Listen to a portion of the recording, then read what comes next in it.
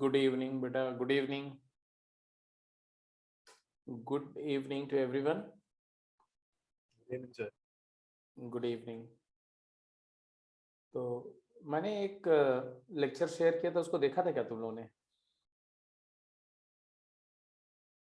नहीं सर, अभी नहीं देखा, सुबह की क्लास से पहले देखना है। चलो कोई बात नहीं, कल देख लेना। सर बेसिकली वो अभी क्लास सुबह की क्लास से पहले देखना है ना सर, वो नहीं देखा सर। हाँ ठीक है, मतलब है कि कल क्लास के पहले तक देख लेना। Yes sir. अच्छा, कल एक और बात मेरे को डिस्कस करनी थी कि वेंसडे को क्या आप लोग एक दिन, मतलब कि कल 4 to 5:30 नहीं 4:30 to 6 क्लास लगा सकते हो क्या? ऑफलाइन या online? Yes sir. Online online yes sir. लगा लेंगे। लगा लेंगे। एक बार सभी लोग जरा देखो, किसी को टाइम का इश्यू है तो बता देना मुझको जरा। मैं, हाँ वही वही मैं देख रहा था, एक सेकेंड। तो जिसको इसको क्लियर है वो लगा, वो बता दें मुझको। उसमें ज़्यादा नहीं, वो सक्सेस बैच के साथ ही मैं पैराबोला थोड़ा डिस्कस करूँगा, basic parabola as a locus, उसके सारे स्टैंडर्ड फॉर्म। तो अगर आप लगा लेंगे तो वेल एंड गुड, नहीं है तो फिर उसका लेक्चर देख लेंगे। कोई ज़्यादा उसमें इश्यू नहीं है, अलग से मेरे से भी डिस्कस कर सकते हैं। सर कल के लिए या वैसे परमानेंट ही, मतलब नहीं परमानेंट नहीं, only for tomorrow, only for tomorrow.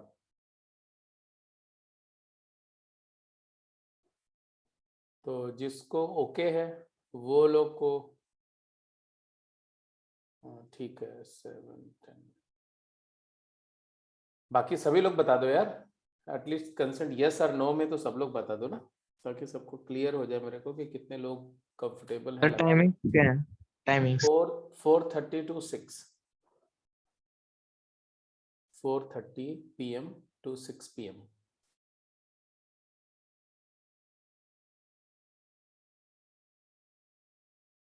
चलो ठीक है, तो ओके, एक दो लोग अभी भी कुछ नहीं बोला, बट एनीवे ठीक है। जो लोग लगा लेंगे लगा लेंगे, जो नहीं लगा पाएंगे वो लेक्चर से एक बार देख लेंगे, और सो दैट जो है वो कंपेटेबल रहो सभी लोग थर्सडे की क्लास में। Okay right. तो हाँ जी, हम लोग डिस्कस करते हैं। अभी तो डाउट कुछ मेजर हुए रहे नहीं होंगे, अगर होंगे Yes, तो sir. अभी आप मेरे से शेयर कर लेना। तो अपन लोग लास्ट क्लास में डिस्कस कर रहे थे परम्यूटेशन, जस्ट बिगिन किया था। परम्यूटेशन क्या है? परम्यूटेशन, हाँ बोलो। सर वो पूछना था सर, सर्कल्स की। सर आपने अभी तक कोई वो गेम शेयर किया उस टॉपिक से? अभी नहीं करी बेटा, अभी क्लास के बाद ही मैं शेयर सर करूँगा। उसमें वैसे क्या करता था, बस वो एक तो स्ट्रेट लाइन की एनसीईआरटी गई थी सर लास्ट लेक्चर में, कॉनिकल की फर्स्ट एक्सरसाइज गई थी सर। हाँ, कोनिक की फर्स्ट एक्सरसाइज में सर्कल ही है। हाँ सर, तो बस यही सर्कल, करना सर। हाँ उतना आपने कर लिया है तो सर्कल की एक गेम शेयर करूंगा और एक पैराबोला की, आज जो है 2 गेम शेयर करूंगा, उसको करना आप, ठीक ठीक है सर। ठीक। सर एक बार स्ट्रेट लाइन का भी कंफर्म कर दो, क्या क्या था? एक तो गेम 2 तक था और टेक्सचुअल में कहाँ तक था? एक्चुअल में 2 तक ही हुआ है सर, नहीं मैं 3 बता में। रहा हूँ, स्ट्रेट लाइन में जो स्ट्रेट लाइन टॉपिक एनसीईआरटी का है, उसके अंदर 3 एक्सरसाइजेज और एक मिसलेनियस एक्सरसाइज है। एक्सरसाइज 1 2 3, मतलब वो जो भी है 11.1 11.2 11.3 ऐसा है शायद, और मिसलेनियस एक तो वो कर जाना है, और जो 3 गेम मैंने शेयर करी थी, है ना, वो करना है, और टेक्सचुअल एक्सरसाइज 1 और 2 करना है बस। अभी उसमें और कुछ नहीं करना है। Okay sir. अब इसके बाद हम लोग स्ट्रेट लाइन पे आएंगे, तब बचा हुआ जो थोड़ा सा पोर्शन है उसको करेंगे, एडवांस वाला पोर्शन। ठीक है। तो हम लोग क्या बात करते थे लास्ट क्लास में? हमें बात करी थी बेटा कि अगर डिफरेंट ऑब्जेक्ट हैं, n number of different object हैं, और वो out of n number of different object if you have to make arrangement of r, then it is denoted as npr and it's formulated as n factorial over n minus r factorial। I hope सबको याद होगा। ये क्या है? Yes sir. सारे object, ये है permutation of n object taken r at a time, n distinct object taken r at a time without repetition. ये विदाउट रेपिटेशन वाली बात हुई थी। फिर ये भी डिस्कशन हुआ था कि अगर रेपिटेशन होगा तो क्या हो जाएगा। ये सीधे सीधे प्रोडक्ट रूल से आता है ना। n power r। हाँ, अब अगर आपका रेपिटेशन अलाउड कर देंगे, अगर एक ही ऑब्जेक्ट को रिपीट करके यूज कर पाएंगे तो n की पावर r हो जाएगा। वेल डन, ये भी हो गया था डिस्कस। और r ऑब्जेक्ट को आपस में r प्लेसेस पे अरेंज करना है तो r फैक्टोरियल, rpr, rpr मतलब r फैक्टोरियल। ये डिस्कस हो गया था, सॉरी ये सारा तो डिस्कशन हो ही गया था ना, ये पूरा डिस्कशन हो गया था। फिर number of arrangement of r different object out of a different object NPR है, एनपीआर है NCR into r factorial, I think ये भी डिस्कस हो गया था। वहां से NCR is NPR by r factorial, therefore NCR का फार्मूला भी हो गया था। Yes sir. हाँ अभी बता देता हूँ साकेत, अभी बता देता हूँ। NCR is NPR by r factorial, that is n factorial by r factorial to n minus r factorial. So please remember the formula of NCR in your mind and NPR in your mind. These two are going to be used in every question, right? And फिर ये discussion के बाद में बोला था combination of n distinct object taken r at a time, मतलब n ऑब्जेक्ट हैं उसमें से r के ग्रुप बनाने। फॉर इंस्टेंस की n बच्चे हैं और r की टीम्स बनानी है, r की टीम्स बनानी है आउट ऑफ n। तो कितने डिफरेंट तरीके से आप आर की टीम फॉर्म कर सकते हैं। जैसे कि 11 जो 11 क्रिकेटर्स हैं, तो उसमें से अगर आप batsman and 2 batsman and 1 wicket keeper and 1 bowler, कितने डिफरेंट तरीके से चूज कर सकते हो। तो ऑब्वियसली 11 में से 4, 11C4 ऐसा। तो एनसीआर मतलब n factorial by r factorial n minus r factorial. Permutation of n distinct object taken r at a time is NPR, which is n factorial by r n minus r का factorial. तो ये पूरा continuous discussion हुआ था, ये 2 फार्मूले मैंने बोला हमेशा याद रखो। चलो अब क्वेश्चंस पे चलते हैं। अभी हम लोग अगले 1-2 लेक्चर में, एटलीस्ट 2 लेक्चर में तो थॉरली परम्यूटेशन ही डिस्कस करेंगे। कॉम्बिनेशन उसमें यूज करूंगा मैं, बट कॉम्बिनेशन पर रिगरस सवाल कोई नहीं होगा, ठीक है। थोड़ा थोड़ा हेल्प के लिए कहीं कहीं पर अगर हमें जरूरत पड़ेगी तो हम लोग एनसीआर का इस्तेमाल करेंगे। एनपीएन क्या होगा, तो एन फैक्टोरियल होगा। 0 फैक्टोरियल 1 इसी वजह से होता है क्योंकि एनपीएन एन फैक्टोरियल होता है। जब तक आप एनपीएन को एन फैक्टोरियल होगा ये तो क्लियर है, बट एनपीएन एन फैक्टोरियल की इक्वल तभी होगा बाई फार्मूला, क्योंकि आ जाएगा एन फैक्टोरियल बाई 0 फैक्टोरियल। तो जब तक आप 0 फैक्टोरियल को 1 नहीं करोगे तो ये नहीं होगा, इसीलिए 0 फैक्टोरियल को 1 डिफाइन किया गया। क्वेश्चन चलिए, बोल रहे find the number of ways of arranging 10 students in a row. 10 students in a row, 10 student को एक रो में अरेंज करने के कितने वेज हैं। तो taking all at a time, definitely it is 10 factorial, 10p10 या 10 फैक्टोरियल। फिर बोला number of arrangement in group of 3, तो 10 स्टूडेंट से 3-3 के ग्रुप में कितने अरेंजमेंट होंगे, तो ऑब्वियसली क्या हो जाएगा 10p3, 10p3 10 factorial by 7 factorial, and that is nothing but 10 into 9 into 8। तो आप प्रोडक्ट रूल से जाओ तो 10 into 9 into 8 स्ट्रेट अवे भी बोल सकते हो। बट मतलब कितना हो गया 720 वेज। बी बोला गया find the number of ways of arranging 10 students in a row in all possible manner. In all possible manner का मतलब क्या हुआ कि 10 स्टूडेंट्स का सिंगल का ग्रुप बनाओ, डबल का ग्रुप बनाओ, ट्रिपल का ग्रुप बनाओ। तो it is sigma 10 PR where R can take the value 1 to 10। 1 to 10।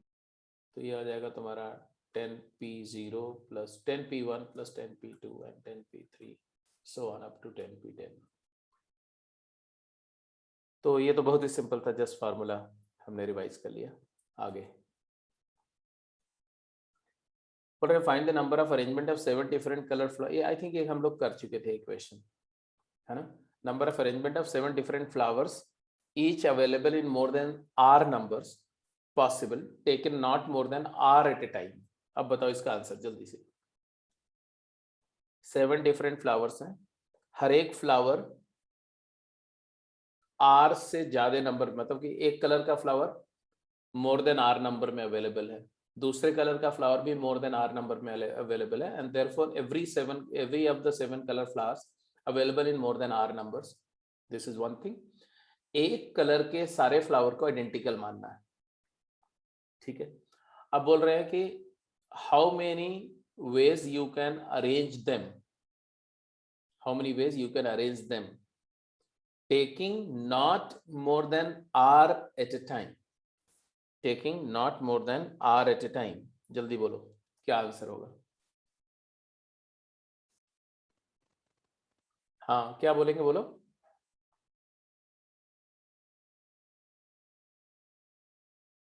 समझ में आ रहा है क्या बोला जा रहा है? Yes sir.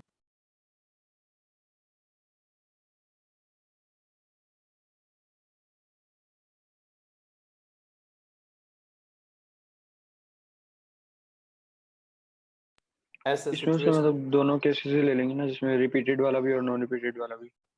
हाँ मतलब जब आप रिपीटेड बोलते हैं ना तो नॉन रिपीटेड उसमें अपने आप ही काउंट हो जाता है।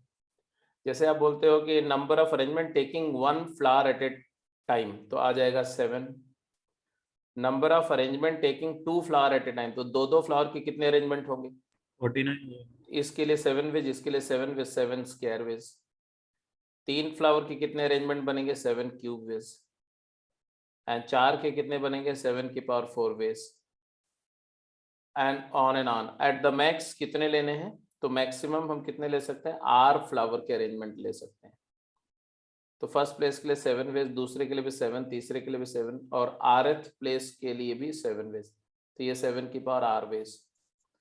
तो therefore number of total arrangements, total arrays, total different कितने एरेज होंगे? तो ऑब्वियसली इट इज 7 की power 1, 7 to the power 2, 7 to the power 3 up to 7 to the power are.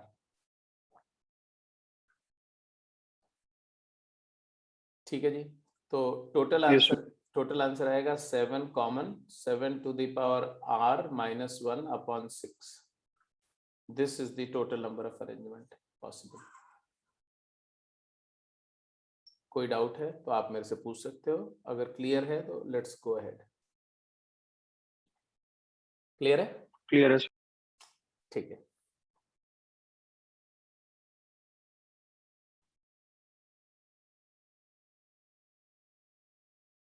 चलिए जी। तो मतलब एक दो इलस्ट्रेशन हमने किए जिसमें एनपीआर इस्तेमाल हो रहा था, एक केस ऐसा हुआ जिसमें एन की पावर आर इस्तेमाल हो रहा था, मतलब एक केस में रिपीटिशन अलाउड था, एक केस में रिपीटिशन अलाउड नहीं था। अब इन जनरल परम्यूटेशन के कॉन्सेप्ट के सम्स करने हैं और फटाफट मतलब एक्सरसाइज आप करिए। एक्सरसाइज मतलब इस कॉन्सेप्ट पर एकदम एक कॉन्फिडेंस लेवल तक आ जाना है। बोल रहे हैं पी एन कॉमा 3 मतलब n p 3 plus thrice of p n comma 2 मतलब 3 times n p 2, prove that it is 10 p 3। तो इसको प्रूव करना है तो डेफिनेट सी बात है कि आप लेफ्ट हैंड साइड से स्टार्ट करेंगे। अगर फर्स्ट ए हम कर रहे हैं तो begin with left hand side. Left hand side हमारा है LHS लिख दो और उसको सिंप्लीफाई करो। क्या है? 9p3 plus double of 9p2। Well done. अगले पे चल जाओ बेटा फटाफट, कैरी ऑन। बहुत सिंपल सिंपल क्वेश्चन है शुरू में। तो ये हो गया तुम्हारा 9 factorial upon 6 factorial. Sir triple of 9p2 है। ट्रिपल है? हाँ ठीक है, ट्रिपल ऑफ 9p2 है तो ये 3 times 9 factorial by 7 factorial. Now you have to take 9 factorial, 7 factorial को हम लिख सकते हैं 6 फैक्टोरियल टाइम्स 7। तो इसको 7 इंटू 6 फैक्टोरियल लिख सकते हैं, 7 multiplied by 6 factorial. Now you will take 9 factorial by 6 factorial factor common. You are left with 1 plus 3 by 7. So this turned out to be 9 factorial by 6 factorial into 10 by 7. 10 into 9 factorial becomes 10 factorial and 7 into 6 factorial becomes 7 factorial. It is equal to 10 factorial upon 10 minus 3 का factorial. So by formula it is 10p3. Simple है। यहाँ पर एक ही बात use हुई, n plus 1 multiplied by factorial of n becomes n plus 1 factorial. ये चीज यूज हुआ। B part good. If 4 times the number of permutation of n things 3 together का मतलब क्या हुआ? 4 times number of permutation of n things 3 together मतलब np3 is equal to 5 times number of permutation of n minus 1 things 3 together then find n। तो obvious बात है 4 times n factorial over n minus 3 factorial is equal to 5 times n minus 1 factorial over n minus 1 minus 3 is n minus 4 factorial. So it is 4n upon n minus 1 factorial, यहाँ से cancel हो जाएगा, 4n times n minus 1 factorial, I can write it precisely this. And in the denominator, it will be written n minus 3 multiplied by n minus 4 factorial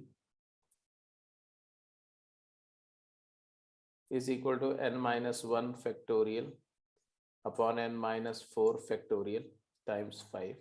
So n minus 1 factorial gets over and n minus 4 factorial gets over. And therefore you will get 4n is equal to 5 times n minus 3, 5n minus 15. And clearly n is equal to 15. तो बिल्कुल सही आपने calculate करके answer दिया था. It's over. B part भी हो गया. तो सिंपल मतलब फैक्टोरियल के सिंप्लीफिकेशंस एनसीआर एनपीआर का फार्मूला बस ये आना चाहिए ये सब चीजों को हैंडल करने के लिए. चलिए जल्दी आंसर करिए. पहला है find the value of R if 15 P R is equal to 2730 and second है if 15 P R minus 1 is 16 divided by 16 P R minus 2 is equal to 3:4 then find R. चलिए जल्दी करिए फटाफट, दोनों का आंसर के लिए आपके पास 2 मिनट टाइम है.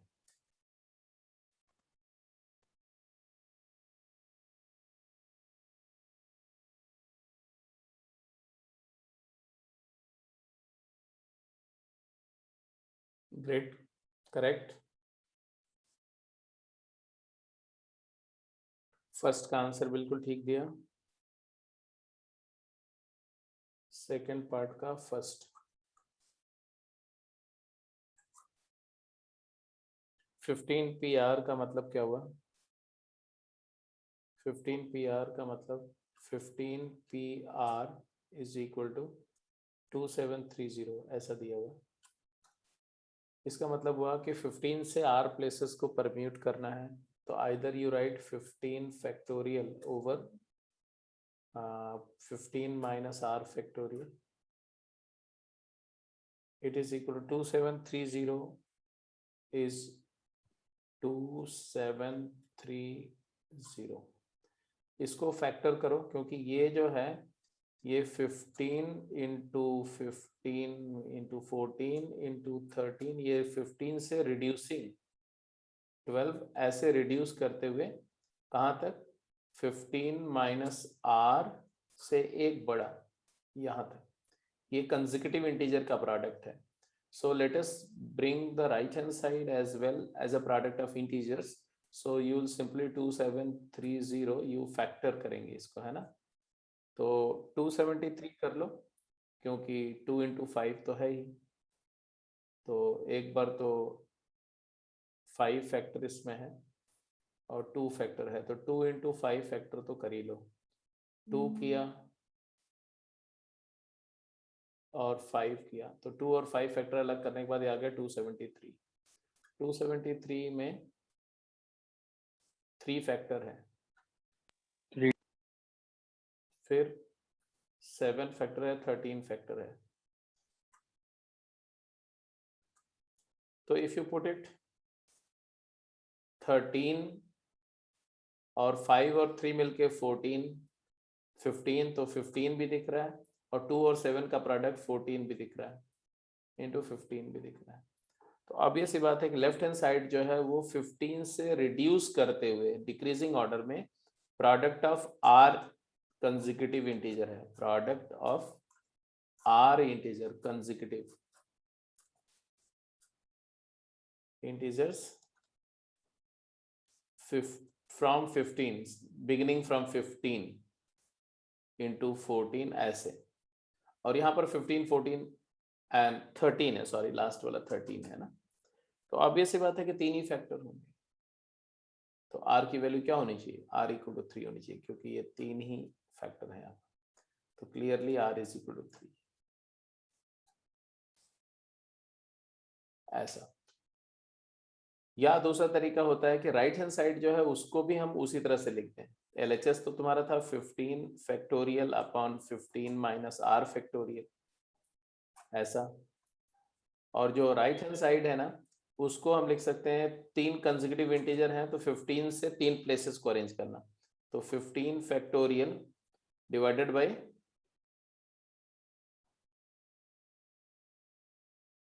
क्या 15 माइनस 3 फैक्टोरियल, तो कंपेयर करके r की वैल्यू 3 आ जाएगी, तो ऐसे भी बोल सकते हैं। Second part,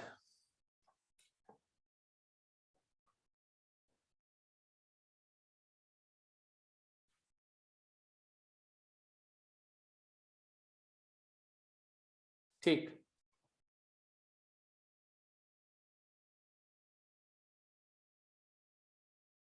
fifteen factorial divided by 15 minus r plus 1, तो 16 minus r factorial is equal to 16 factorial upon 18 minus r factorial, sorry not equal to, divided by है ना, this by this is equal to 3/4, ऐसा दिया हुआ। इसका मतलब ये हो गया तुम्हारा 15 factorial upon 16 factorial into 18 minus r factorial upon 16 minus r factorial is equal to 3/4. Now 15 factorial upon 16 multiplied by 15 factorial into it is 18 minus r, जो फर्स्ट 2 फैक्टर है उसको आइसोलेट करो, 17 माइनस r, इससे एक कम किया तो 17 minus r multiplied by 16 minus r का factorial, ये पूरा divided by 16 minus r whole factorial is equal to 3/4. Now this whole gets cancelled, this goes with this, तो ये हो गया तुम्हारा r minus 18 into r minus 17 is equal to 12, Yes, sir. and therefore यहाँ से आ गया r square माइनस कितना 35r and plus 18 into 17 minus 12, 18 into 17 minus 12, ये आ गया। अब इसी को सिंप्लीफाई करना है जी, इसी को सिंप्लीफाई करने में क्या किया आपने पहले बताओ। r की वैल्यू निकालनी थी, इसमें 2 फैक्टर निकलेंगे। पहले तो ये क्या आया, ये क्वांटिटी, ये क्वांटिटी में क्लियर दिख रहा है कि 294 आएगा पूरा। 6 इंटू, हाँ क्या बोल रहे हो, 294 आएगा। 18 into 17 minus 12 सर मैं पूरा बता रहा हूँ। 294 उसके फैक्टर करने पड़ेंगे ना अल्टीमेटली हमें करने के लिए, ब्रेक करने के लिए। तो 294 जो आ रहा है ना, यही 6 into 49 आ रहा है बेसिकली, तो उसको हमें 6 मतलब 14 7 into 7 into 6 into 3 है, तो ये तो यही आएगा ना 2 into 3, तो 14 into 21 आ जाएगा, 14 into 21, तो 14 और 21 का सम ये आता है, तो r square minus 21r minus 14r and plus 14 into 21 equal to 0, तो r minus 21 into r minus 14 ऐसा आएगा factor equal to 0, and finally you are going to get r as 14 and 21, but remember one thing, that here we are discussing 15 PR minus 1 है ना, तो it is by definition of NPR. NPR कब defined होगा है? NPR तभी defined होगा जब n की वैल्यू R से बड़ी या इक्वल हो. N is greater than equal to R and n has to be a natural number and R has to be natural number, तभी NPR डिफाइंड हो सकता है. तो यहाँ पर अगर R की वैल्यू 21 है तो ये तो पॉसिबल नहीं होगी, क्योंकि then this expression will not be defined. So this is going to be rejected. तो R is equal to 14 is the only answer.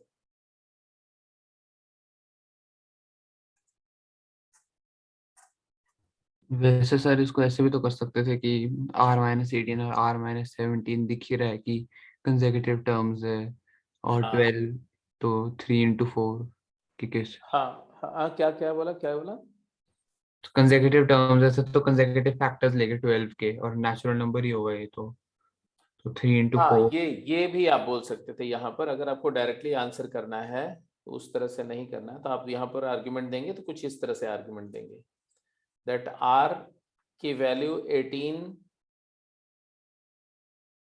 R-1 की वैल्यू 15 से बड़ी छोटी होगी ना. R-1 is less than 15, therefore R is less than 16 है ना. तो ये भी एक नेगेटिव नंबर है और ये भी एक नेगेटिव नंबर है. ओके, या 17 माइनस आर 18 माइनस आर लिख दो तो भी ठीक है. इसको लिख दो 18 minus r into 17 minus r. दोनों नेचुरल नंबर्स हैं और दो कंसेक्यूटिव नेचुरल नंबर है, तो इसको भी आप 4 इंटू 3 कर दो. तो यहाँ से clear cut 18 minus r is equal to 4 and 17 minus r is equal to 3 कर दो. तो यहाँ से जो आर की वैल्यू आ रही है, एक पॉसिबल ये एंड आएगा बेसिकली, या उसको उल्टा भी कर लोगे. तो 18 माइनस आर 4 किया तो आर की वैल्यू क्या आ रही है 14, और यहाँ से भी आर की वैल्यू 14 आ रही है. तब एकदम बिल्कुल डेफिनेट वही वैल्यू आएगी. दूसरी वाली वैल्यू इस केस में आएगी नहीं. रीजन बीइंग कि हमने पहले ही अप्लाई कर दिया ना कि आर इज लेस देन 16, तो उसको हमने ध्यान रखा. एनीवे तो वो भी कर सकते थे, तब हमारा इधर वाली ये वाली एनालिसिस बच जाएगी. नेक्स्ट, जल्दी आंसर करो.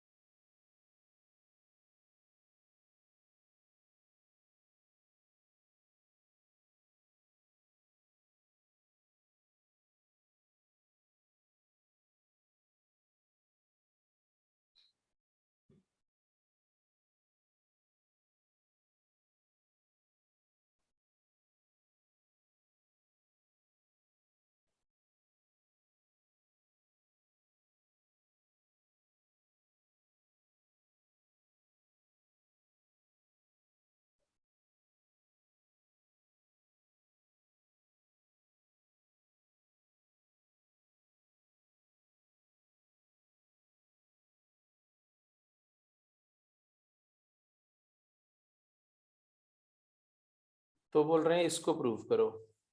अब ये प्रूव करने के लिए तो आपके पास में कई सारे आर्ग्यूमेंट हैं. जैसे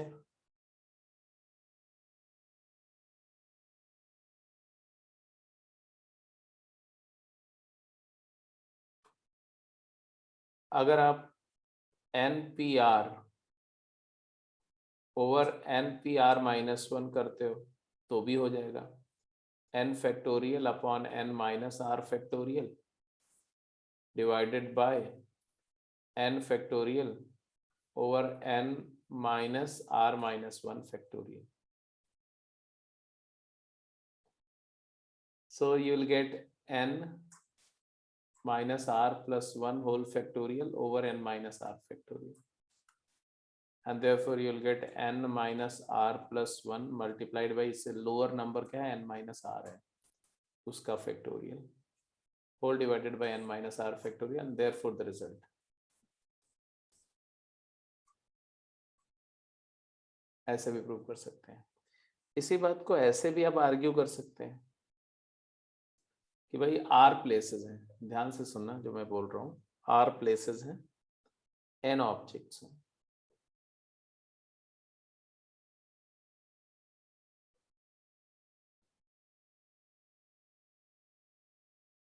ये फर्स्ट प्लेस है, ये सेकंड प्लेस है, ये थर्ड प्लेस है, और ये r माइनस 1th प्लेस है, ये rth प्लेस है। अब बोल रहे हैं कि NPR क्या है, n में से r प्लेस को अरेंज करना है, NPR total number of ways of arranging this. And इस ये तो NPR total number of ways of arranging r places by n object is NPR, वो तो हमें पता ही है। बट इसी काम को हम ऐसे भी कर सकते हैं कि सिर्फ हम r-1 प्लेसेस को अरेंज करना चाहें, इतने कोई, तो how many ways I can arrange so many places? This can be arrange in NPR-1 ways. n object से r-1 प्लेसेस को अरेंज कर दिया। अब कितने प्लेसेस बचे? How many places are left out? तो टोटल n में से आपने कितने ऑब्जेक्ट यूज करे? r-1 ऑब्जेक्ट आपने इस्तेमाल किए, तो this place can be arrange in how many ways? n-r-1 ways. जो बचे हुए ऑब्जेक्ट उनमें से कोई भी एक ऑब्जेक्ट यहाँ यूज किया जा सकता है इस प्लेस पर, है ना? तो या तो बचे हुए इतने सारे बचे हुए ऑब्जेक्ट हैं, उतने सारे वेज से अरेंज कर सकते हैं। तो लास्ट प्लेस को अरेंज करने के हमारे पास कितने वेज हैं? n-r+1 veg. तो सारा टोटल अरेंजमेंट कितने वेज से हो जाएगा? तो r minus arranging number of ways of arranging r-1 places is NPR-1 into number of ways of arranging the last place, that is n-r+1 ways।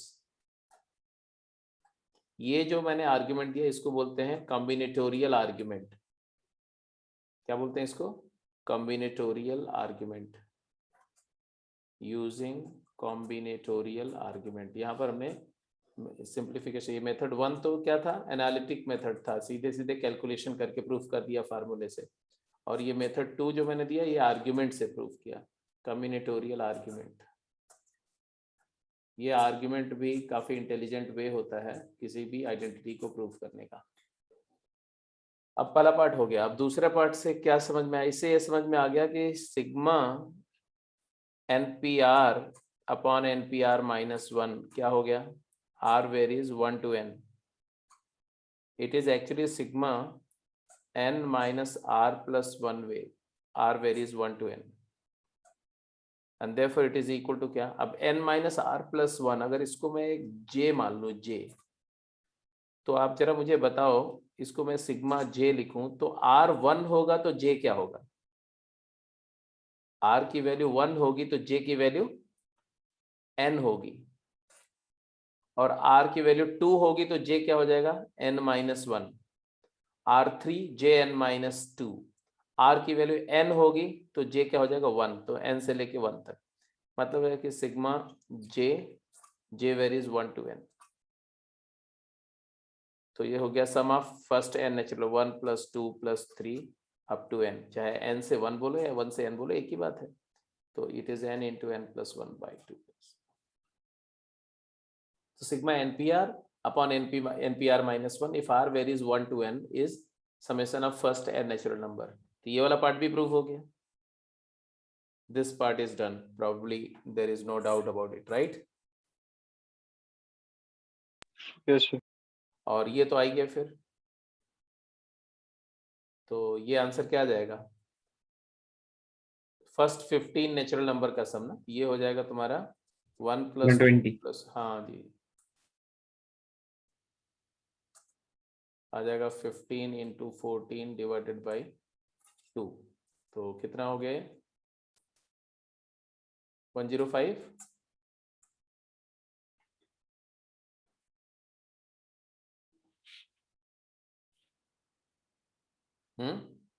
ठीक है। 15 × 16 ही होना। एक मिनट, हाँ हाँ हाँ हाँ हाँ हाँ 15 × 16/2 120।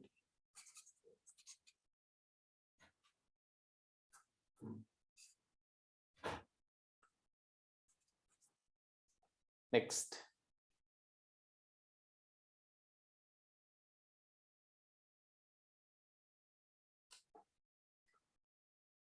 read the question. 4 persons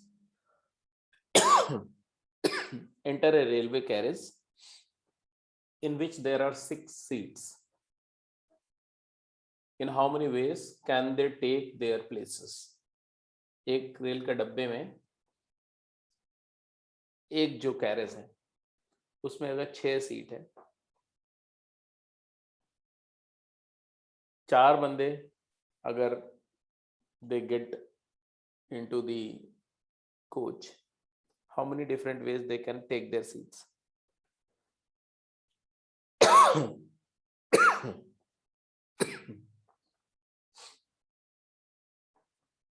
Obviously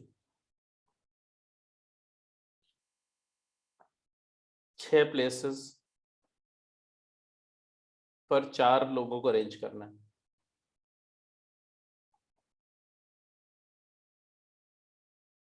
छह प्लेस पे 4 लोगों को अरेंज करना, या 4 लोगों में 6 प्लेसेस को डिस्ट्रीब्यूट करना, एक ही बात है। तो अगर मैं सीट को S1, S2, S3, S4, S5, S6 बोलता हूं, तो number of ways of arranging, यहां से एक मिसकॉन्सेप्शन या एक पॉइंट क्लियर होगा आपका, इसलिए बहुत ध्यान से समझना। 6 places by 4 persons.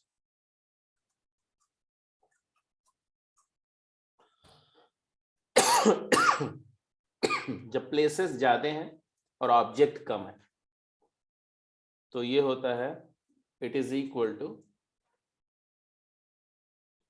number of ways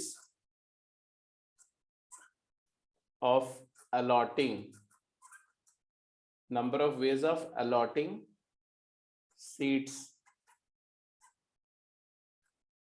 places to 4 persons, 1 to each। और अब हम पर्सन्स के ऊपर सीट्स को डिस्ट्रीब्यूट कर रहे हैं, सीट को अरेंज कर रहे हैं, ऐसे बोलो आप कि सीट्स को पर्सन्स पे डाल रहे हैं। तो पहले पर्सन के लिए 6 चॉइस है, फर्स्ट पर्सन 6 वेज, P1 के लिए, सेकेंड पर्सन के लिए एंड P2 के लिए 5 वेज, एंड P3 के लिए 4 वेज, एंड P4 के लिए 3 veg.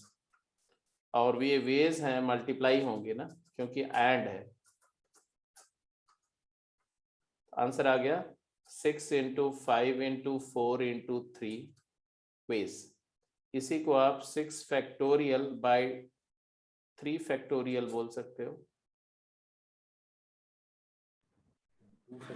by 2 factorial. 2 factorial। 6 factorial by 2 factorial बोल सकते हो। और इसी को 6P4 भी बोल सकते हो। अब ये बड़े इंटरेस्टिंग सिचुएशन हो गई। 6P4 का मतलब ये भी होता है कि 6 पर्सन्स को 4 सीट पे अरेंज करना है ना। It is also can be said as number of ways of arranging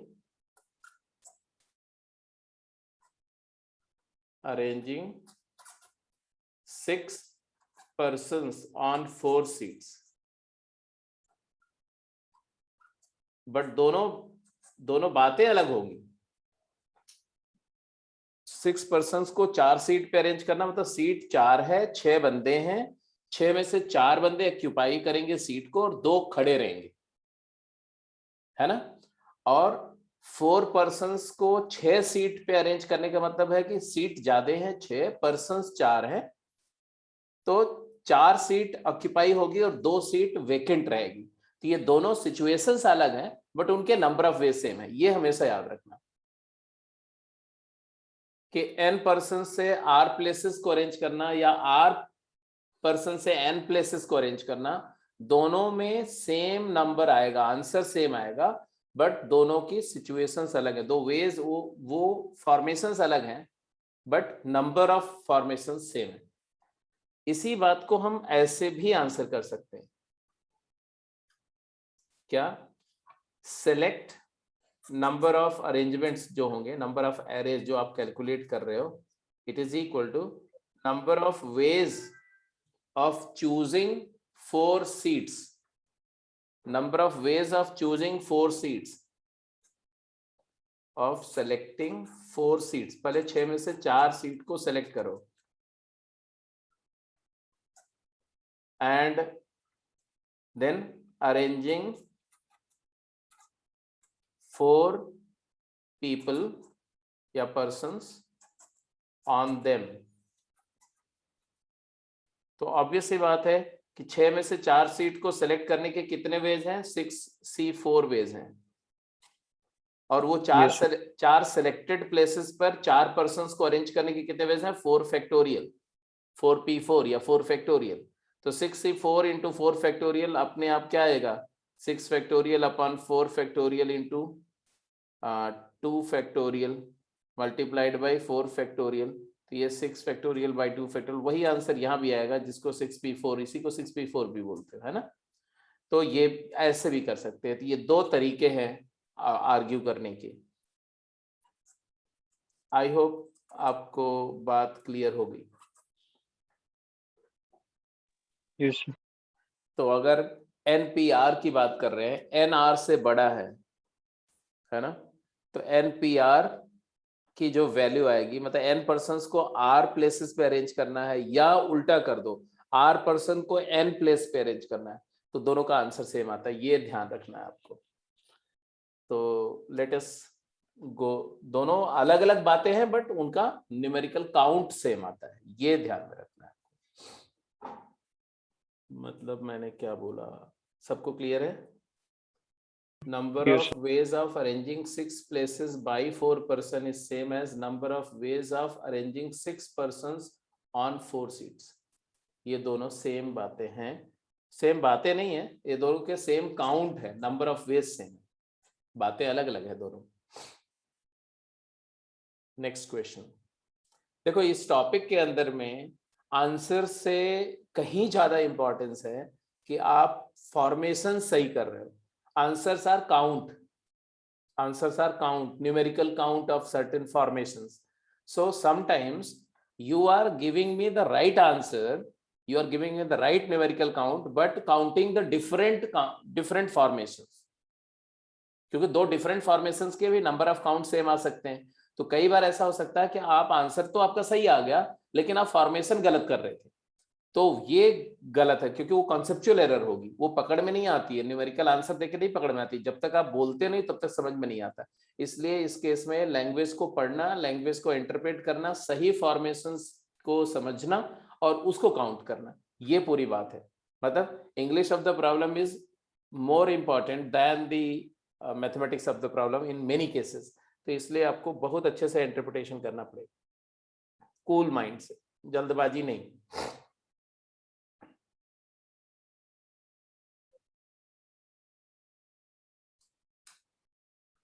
बोले how many different numbers can be formed using 6 out of 9 digits 1 2 3 4 9 and how many of them are odd? पहला question. दूसरा, how many 6 digit numbers can be formed out of 9 digits if repetition of digit is allowed, and count how many of them are odd?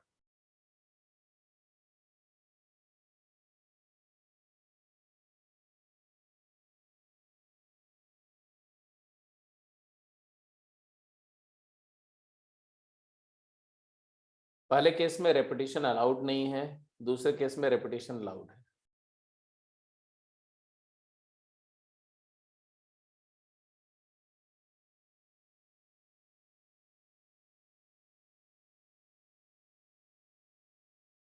Not a difficult one.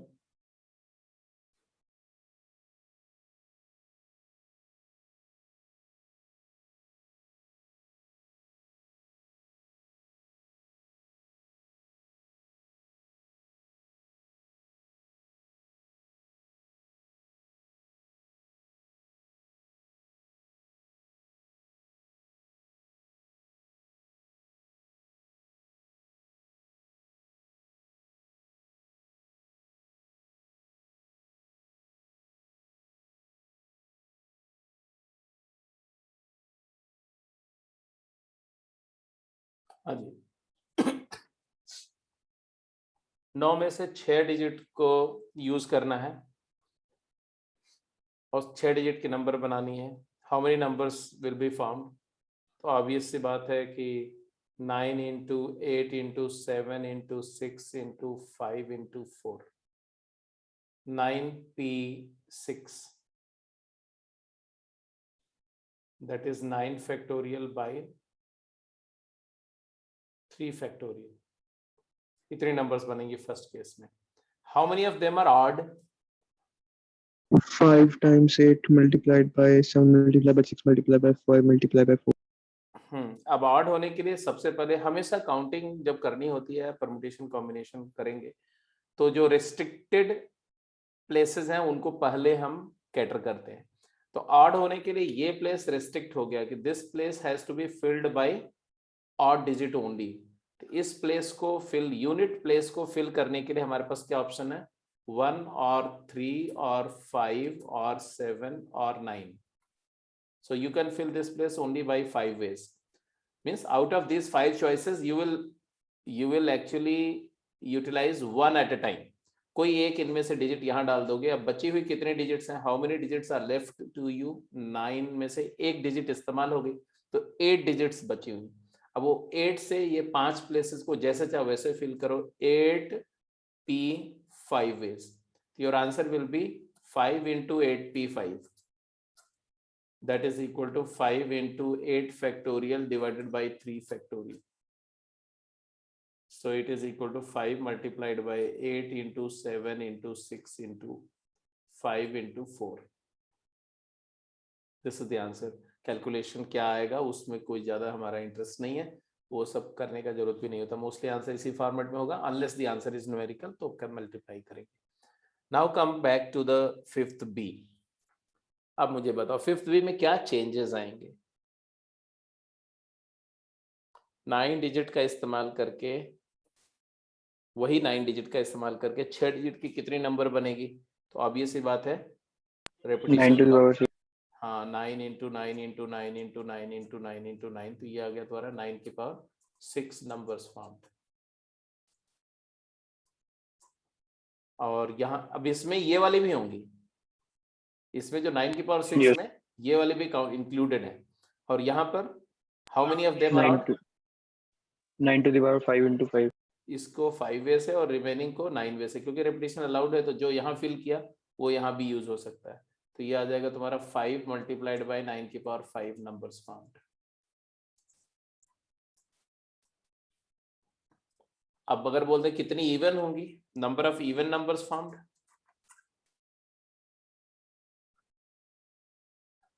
तब बोलोगे आप जो total number बनी है 9 की power 6 minus 5 multiplied by 9 की power 5, तो this is equal to 9 to the power 5 into 4। इतनी इवन नंबर्स बनेंगी।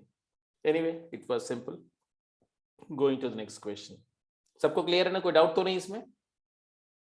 तो अभी भी देखो तो आपको लग रहा होगा कि सिर्फ मल्टीप्लिकेशन फार्मूला यूज हो रहा है, ओनली मल्टीप्लिकेशन रूल का इस्तेमाल है और कुछ खास नहीं। दूसरे पार्ट में मैंने कॉम्प्लीमेंट्री मेथड यूज किया। चलिए साहब जल्दी करिए। बोल रहे हैं how many words can be formed out of the letters of the word article so that the vowel occupy the even places, and also answer the above problem if the word given is Bristol. हाँ क्या? सभी letter use करने। हाँ सभी letters use करने, taken all at a time, सारे letters का इस्तेमाल करके।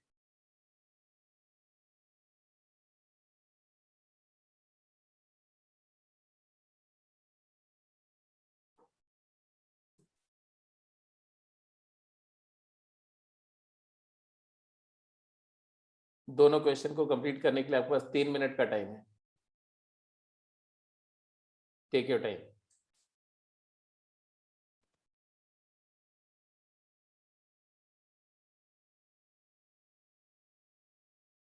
सिक्स्थ में क्वेश्चन तो क्लियर है कि how many words will be formed using these letters. How many letters are there? 7 letters are there. You have to take all of them at a time. मतलब 7 places को तुम्हें fill करना है.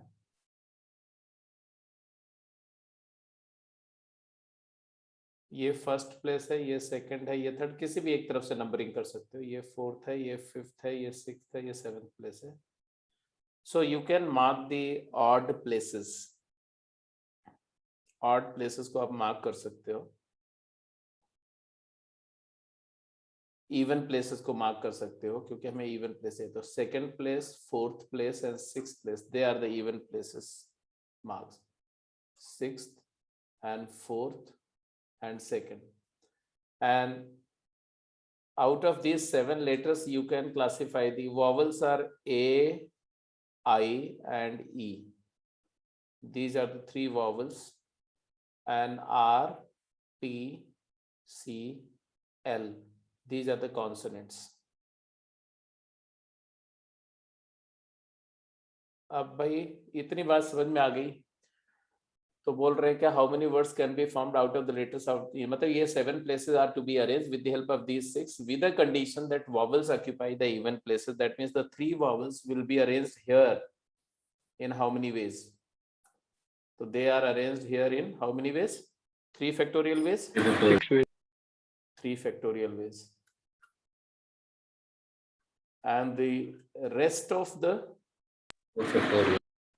rest of the 4 places will be arranged using the rest of the 4 consonants in 4 factorial ways.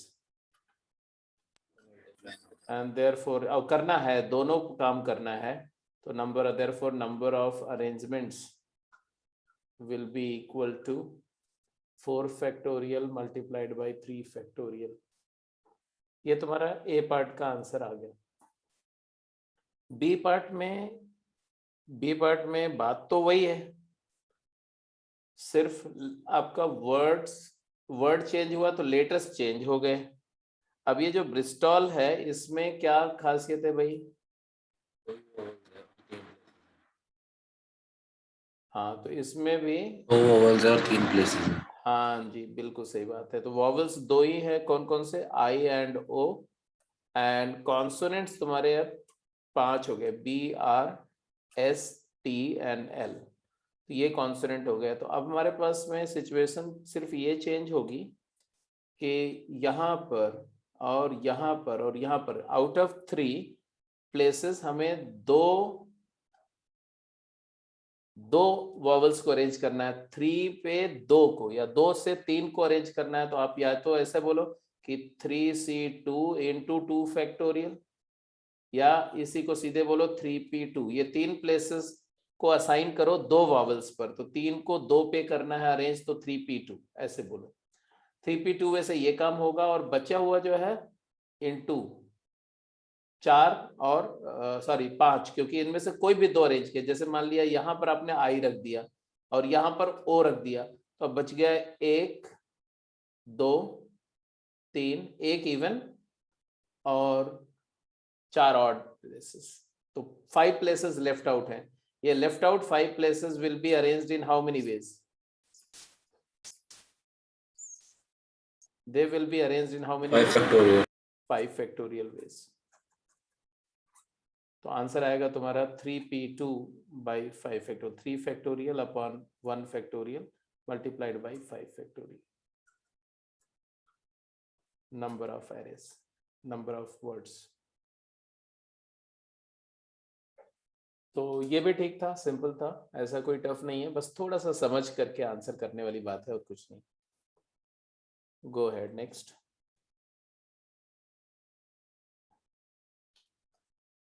Find the number of 4-lettered word using only the letters from the word daughter, with the condition that if each word is to include G without repetition. Daughter एक word है, इसके letters में से 4 letters को लेकर के 4 letter के कितने वर्ड्स बना सकते हैं जिसमें जी एक लेटर है, कंपल्सरी होगा ही होगा.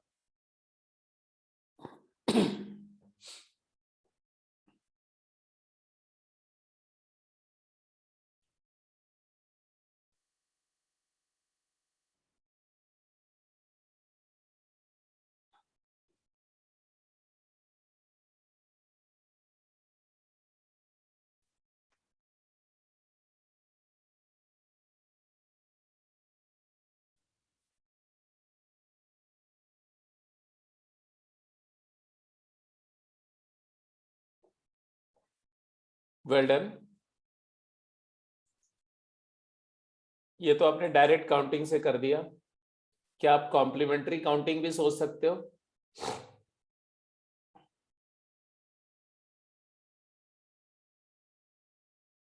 Yes. साकेत तुमने भी सही किया। बहुत सारे तरीके हैं सोचने के, ठीक है। फंडामेंटल प्रिंसिपल से अगर आप जाओ, फंडामेंटल प्रिंसिपल से, तो आप बोलोगे जी तो लेना ही लेना। 7P3. हाँ हाँ हाँ हाँ हाँ हाँ हाँ, आराम से जी लेना ही लेना। 7P4. आराम से आराम से आराम से जी एक लेटर लेना ही लेना है, तो जी को पहले प्लेस कर दो। आपके पास ये 4 प्लेसेस हैं, इसमें से जी को प्लेस करने के लिए number of ways of placing G 4 ways हैं, तो 4 वेज हो गया। एंड मतलब into number of ways of arranging remaining 3 places, rest of 3 places. मेरी बात समझ रहे हो कि नहीं? आउट ऑफ 7 लेटर्स, टोटल कितने लेटर हैं? 8 हैं। उसमें से जी को इंक्लूड करना था, तो मैंने बोला मैंने जी तो मेरे पास है, जी के लिए तो कोई चॉइस नहीं मेरे पास में, तो जी को हम 4 प्लेसेस में से किसी भी एक जगह पर रख दे। मान लो जी यहाँ डाल दिया, अब यहाँ जी डाल दिया, तो ये प्लेस और ये प्लेस, ये 3 प्लेसेस फिल करने हैं बचे हुए 7 से। कितने वे से? तो ये 4 इंटू 7 इंटू 6 इंटू 5 वेज। यहाँ पर मैंने जब ये आंसर किया तो it is called FPC, fundamental principle of counting use किया बस, और कोई NPR कोई NCR कुछ नहीं यूज किया। दूसरा मेथड देखो, दूसरा मेथड है अगर मैं कॉम्प्लीमेंट्री मेथड यूज करूं, कॉम्प्लीमेंट्री रूल यूज करना, कि पहले हम क्या करें, टोटल कितने वेज हो सकते हैं, कॉम्प्लीमेंट्री रूल से जाएं तो टोटल वेज कितने हो सकते हैं, तो 4 प्लेसेस को 8 लेटर से जैसे चाहे वैसे अरेंज करो, तो 8 इंटू 7 इंटू 6 इंटू 5 वेज, या 8P4 वेज, माइनस ये है क्या, including G, total number of total 4 letter words formed, minus number of words formed excluding G. Without G कितने बनेंगे, तो आ जाएगा जी को हटा दो, ड्रॉप कर दो, 7 से कर लो फिल, तो ये आ जाएगा तुम्हारा 7 इंटू 6 इंटू 5 इंटू 4, 7P4। तो ये भी आंसर है, 8P4 माइनस 7P4। इसमें भी देखो तो कॉमन 6 इंटू 5, 7 6 5 कॉमन आ जाएगा, है ना, तो 7 इंटू 6 इंटू 5 कॉमन आ जाएगा, फिर 8 माइनस 4 इज 4, तो देखो वही वाला आंसर आ जाएगा फिर से, ये वाला। और तीसरा तरीका है जब आप थोड़ा सा और मेच्योर हो जाते हैं, मतलब और थोड़ा सा कॉन्सेप्ट सीख लेते हैं, तो आप बोलोगे क्या, कि जी तो एक तुम्हारे पास है ही, इसके अलावा 3 लेटर और चाहिए, तो बचे हुए 7 में से ये 3 लेटर चूज कर लो, 7C3 वे सेलेक्ट कर लो। अब इससे आपके पास में 4 लेटर्स का ग्रुप बन गया, 4 लेटर तुम्हारे पास आ गए जिसमें एक जी है।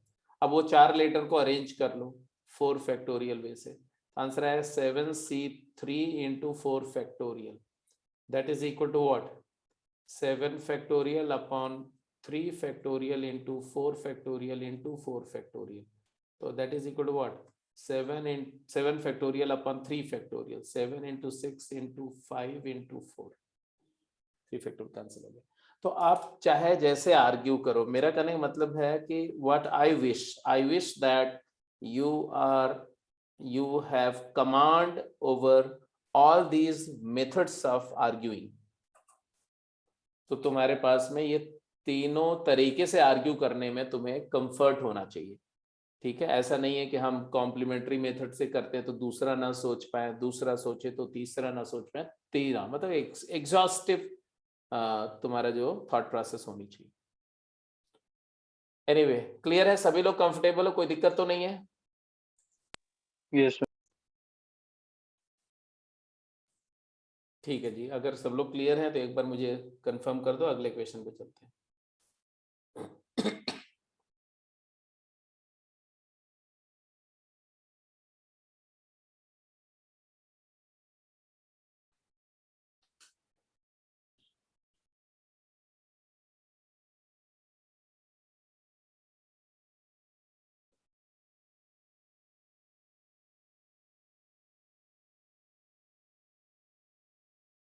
सारे बच्चे रिप्लाई नहीं कर रहे हैं।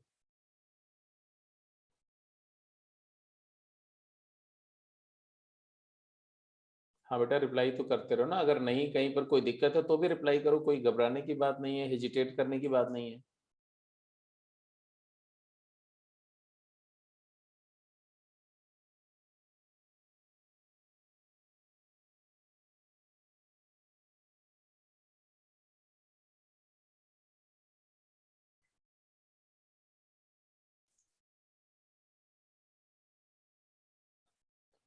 बोला कि how many different arrangement can be made by taking 5 of the letters of the word equation and how many of these begin with vowel and also end with a vowel?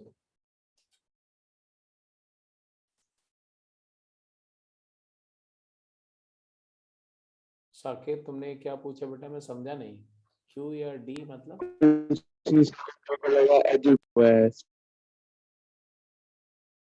You're not audible.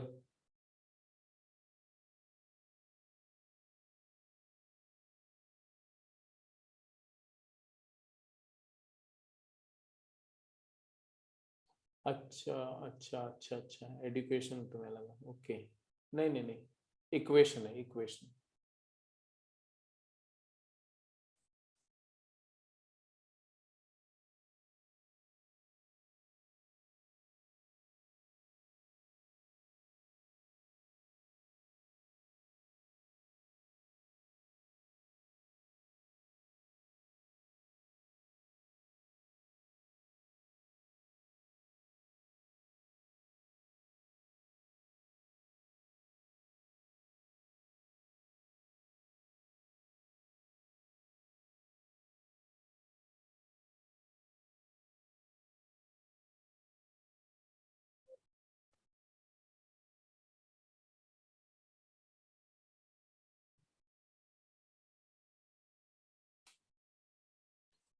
How many different arrangement can be made taking 5 of the letters of the word from the letters of the word equation? Equation में total कितने vowel, कितने consonant हैं? तो E, U, A, I, O, these are the vowels, 5 vowels हैं। And consonants obvious सी बात है, कितने हैं? क्यू, टी, एन, 3 कॉन्सोनेंट्स हैं।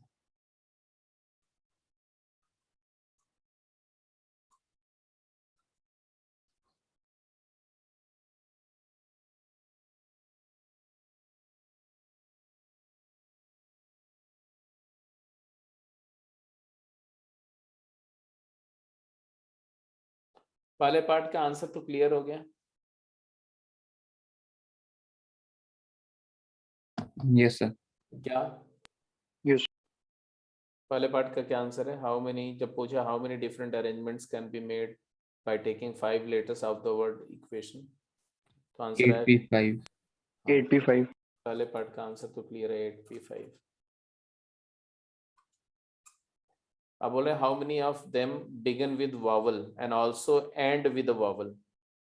अब यहाँ क्या करना होगा कि 5 प्लेसेस फिल करने हैं जिसमें जो बिगनिंग और एंड,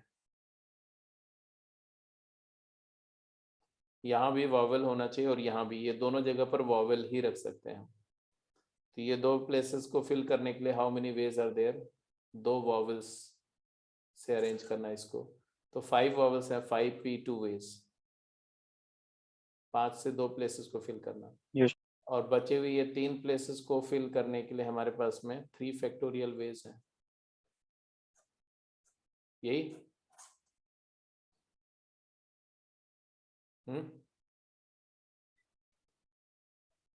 बोलो हाँ या ना। ना, यस, बिकॉज ये नहीं बोला गया है कि जो बचे हुए प्लेसेस हैं बीच उसको वाले हम, में जी वोवल आ सकता हूँ। हाँ तो उसमें वॉवल भी आ सकते हैं। तो तब ये अभी तक हमने 2 यूज किए, कोई भी 2, मान लो हमने ई और ए यूज कर लिया, तो अब बस 3 बचे हुए हैं। कौन कौन से? क्यू बचा हुआ है, टी बचा हुआ है, एन बचा हुआ है, आई बचा हुआ है, ओ बचा हुआ है, यू। 3 वॉवल बचे हुए हैं और 3 कॉन्सोनेंट। तो 6 से इसको फिल करना है 3 प्लेसेस को, 6p3 ways, and therefore number of ways this could be done is equal to 6p3 into 5p2, that is equal to 6 into 5 into 4 multiplied by 5 into 4, तो आ गया तुम्हारा 6 into 20 into 20, that is equal to 2400। ये जो answer पहला वाला आया था वो आया था 8 into 7 into 6 into 5 into 4, so this was a big number, है ना। 5 4 जा 20, 20 into 6 1200, 2400 in 28 into 2400, यही है ना।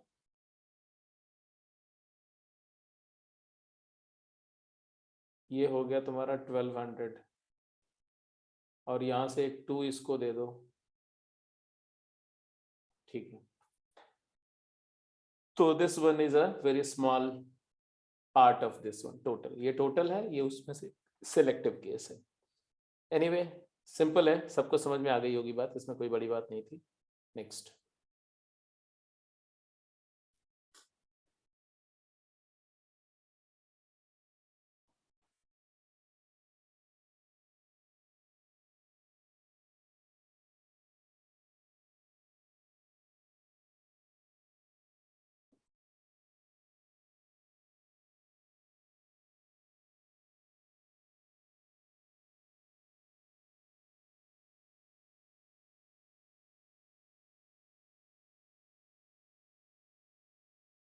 नाइन्थ ए दोनों पार्ट, देन नाइन्थ बी का दोनों part.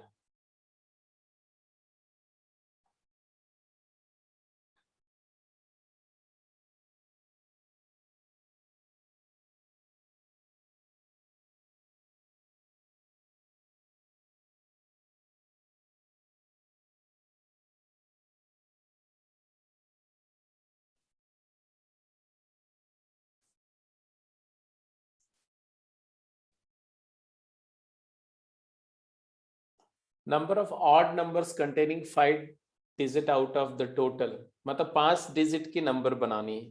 5 digit number is to be formed. In first case the repetition is allowed. Digits जो भी ऑर्डिनरी डेसिमल डिजिट्स हैं उनका इस्तेमाल करना है, स्टार्टिंग फ्रॉम 0 to 9। 5 डिजिट की नंबर बनानी है, 1 2 3, तो 5 प्लेसेस फिल करना है, और ऑड नंबर काउंट करनी है आपको, कितनी ऑड नंबर्स हैं। तो देखो 2 जगह रिस्ट्रिक्शन है, देयर आर 2 रिस्ट्रिक्शंस, फर्स्ट और लास्ट में। फर्स्ट और लास्ट में।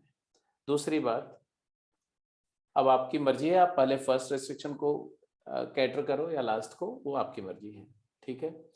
दूसरी बात यह है कि विद रेपिटेशन जब मैं बात कर रहा हूं,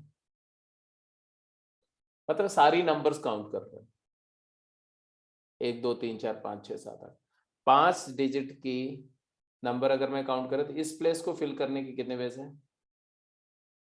तो इस प्लेस को फिल करने के हमारे पास 5 वेज हैं। कौन कौन से? 1 और 3 और 5 और 7 और 9, 5 में से किसी एक डिजिट को यहाँ प्लेस कर दिया आपने। इस प्लेस को फिल करने के कितने वेज हैं? तो एक डिजिट तो यहाँ पर यूज हो चुकी है। अच्छा, यूज हो चुकी है नहीं, कुछ फर्क नहीं पड़ता क्योंकि रेपिटेशन तो अलाउड है। इस प्लेस को फिल करने के मेरे पास में 9 वेज हैं। कौन से? Excluding 0, any one can be used, excluding 0।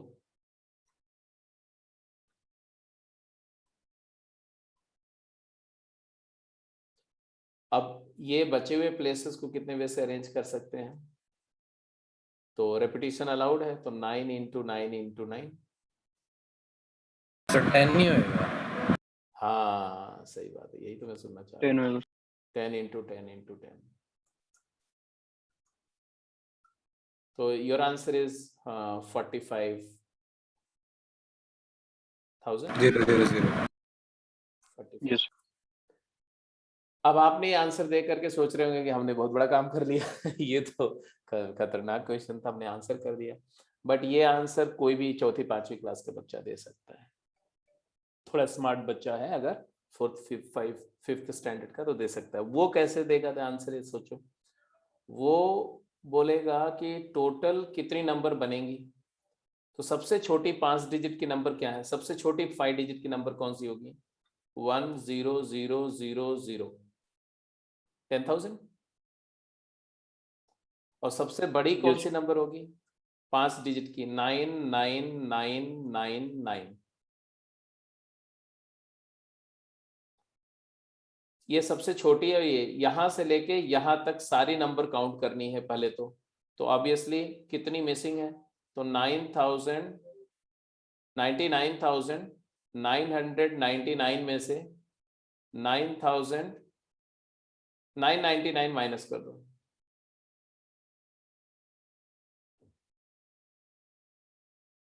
9,999 minus कर दो, है ना? यस तो ऑब्वियस सी बात है 90,000 नंबर्स टोटल है। मतलब टोटल 5 डिजिट के कितने नंबर है? 90,000 नंबर्स। और उसमें आधी ऑड है और आधी इवन है।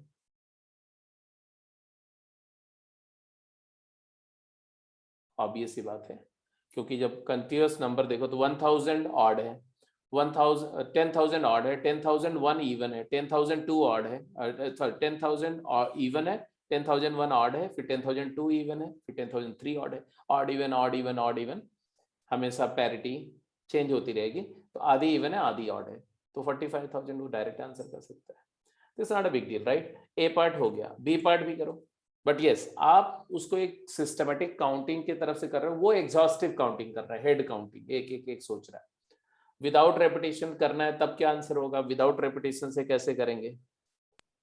8 into 8 into 7 into 6 into 5 हाँ, तो विदाउट Yes. रेपिटेशन में 5 प्लेसेस को फिल करने के लिए आपने आर्गुमेंट दो आंसर का, क्या क्या किया समझाओ, मुझे नहीं 5 और समझ। 9 सेम रहेंगे, बीच में +8 7 और 6।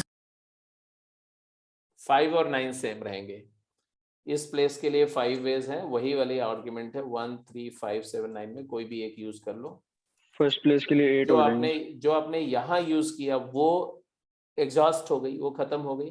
जो डिजिट यहाँ 0 यहाँ ले नहीं सकते, तो 0 और 1 ये डिजिट जो यहाँ इस्तेमाल हो चुकी है थी, इसके लिए सिर्फ 8 चॉइसेस रह गई। 8 चॉइसेस कौन कौन से? यहाँ लिख दो, क्या? Excluding 0 and number used in last place. हाँ, excluding 0 and the one used at unit place.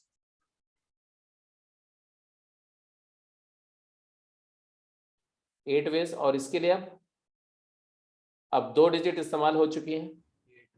Second वाले के लिए भी 8 8, अब तो आप ये सीधे बोल सकते हो 8p3, क्योंकि 3 प्लेसेस को Yes. 8 से परम्यूट करना, 8p3। Your answer is 40 multiplied by 8p3, या इसी को लिख सकते हो 40 इंटू 8 इंटू 7 इंटू 6। ये आपका सेकेंड केस का आंसर आ गया। बी पार्ट, इवन नंबर्स करना होगा तब क्या करेंगे?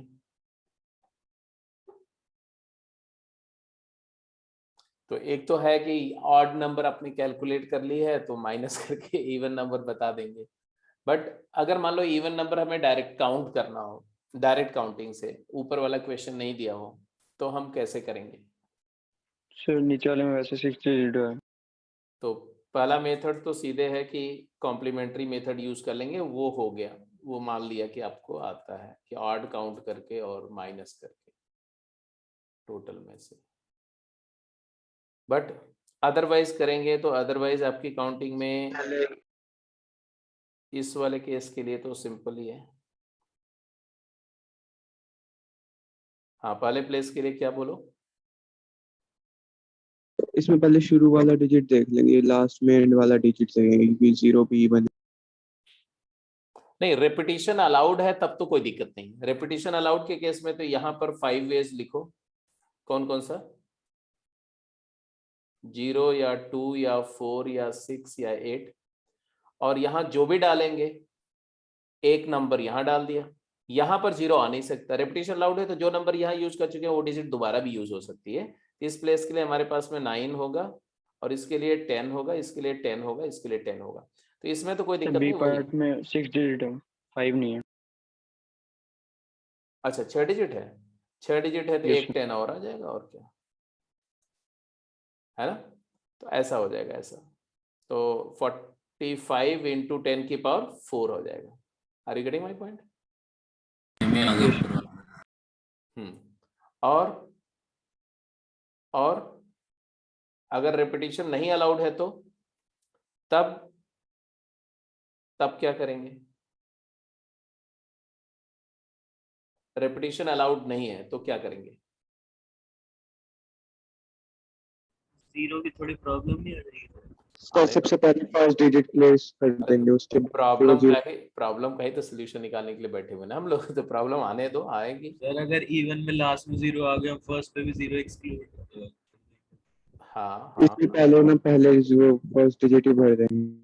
नहीं, अब एक मिनट, मान लो जैसे कि मेहुल ने बोला कि पहले यूनिट डिजिट को प्लेस करते हैं, तो हम क्या करेंगे? वो भी तो एक तरीका है, तो उसको भी कंप्लीट करके बताओ कि यहाँ पर जब आप यहाँ इसको पहले फिल करोगे, है ना, तो इसको फिल करते समय यहाँ पर 0 या 2 या 4 या 6 या 8 जो 5 चॉइसेस हैं, उसमें से 0 के कॉरस्पॉन्डिंग रिमेनिंग प्लेसेस को फिल करने की पॉसिबिलिटीज अलग होंगी, और 2, 4, 6, 8 के कॉरस्पॉन्डिंग डिफरेंट होंगी। तो हमें 2 केस बनाना पड़ेगा।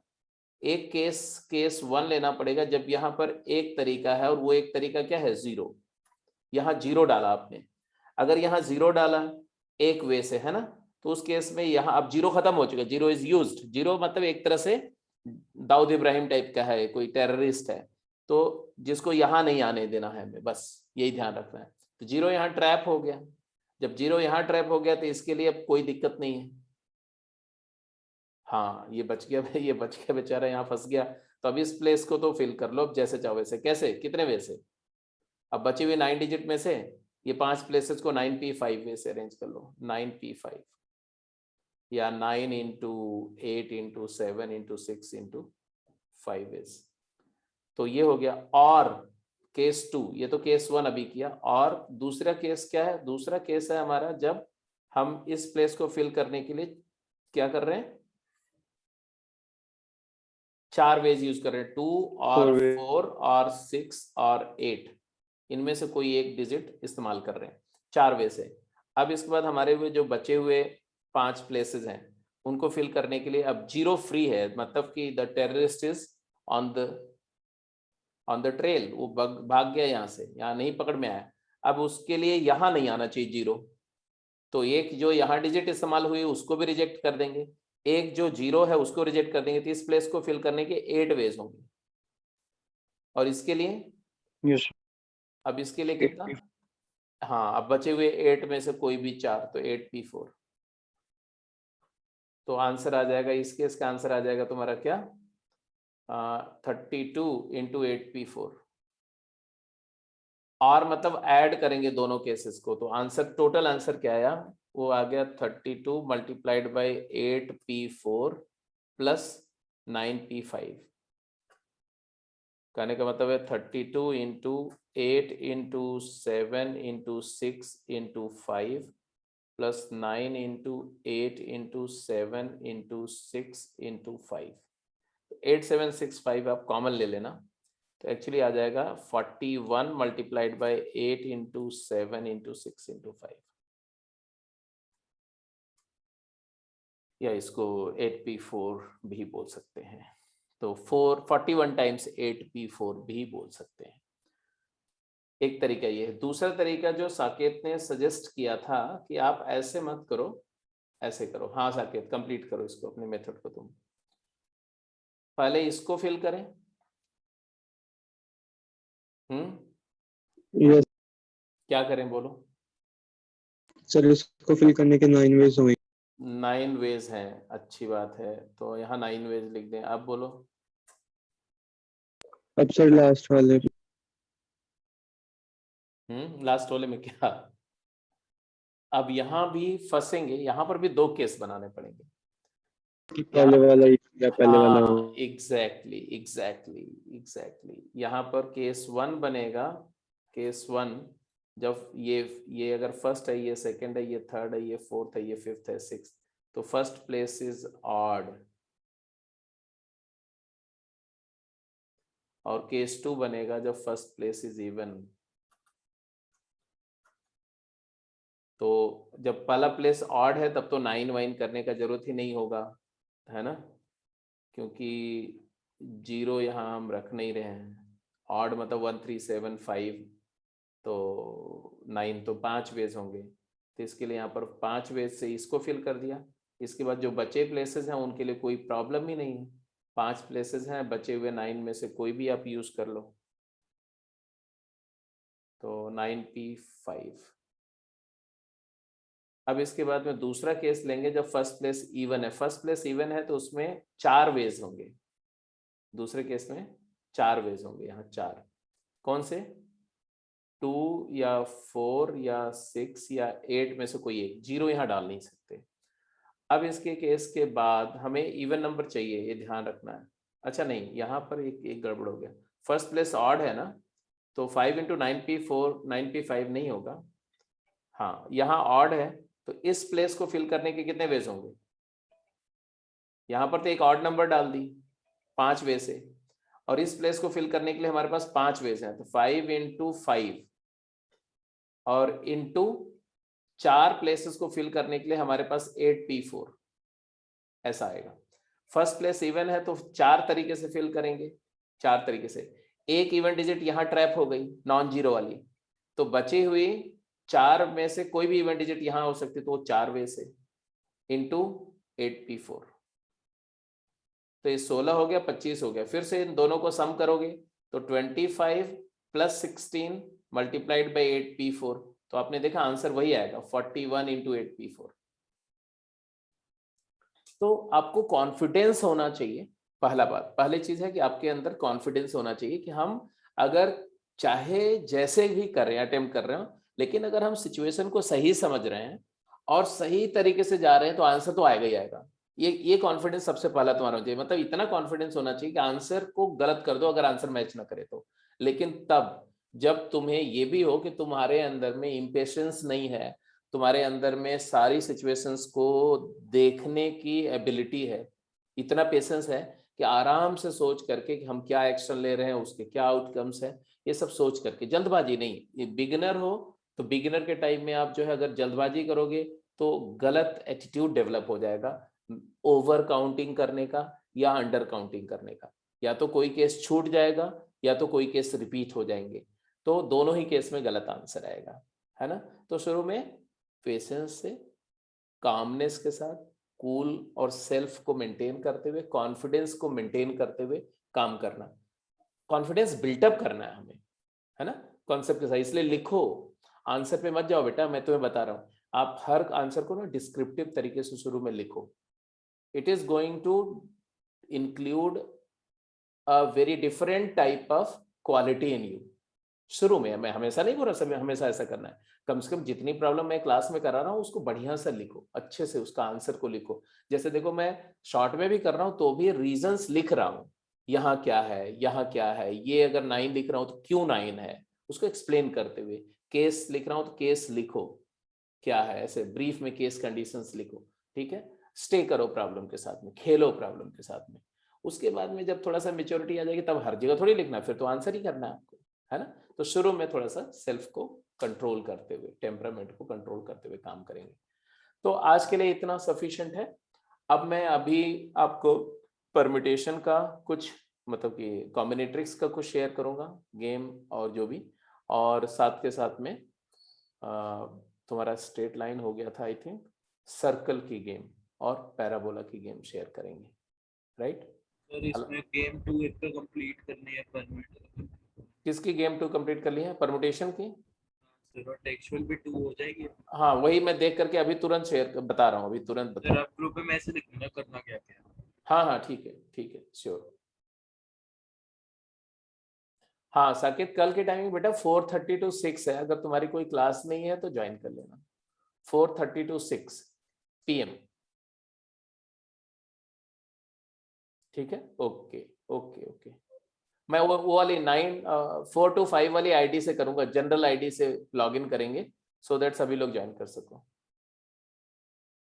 ओके बेटा, take care, good night. Good night. Good night बेटा, बाय।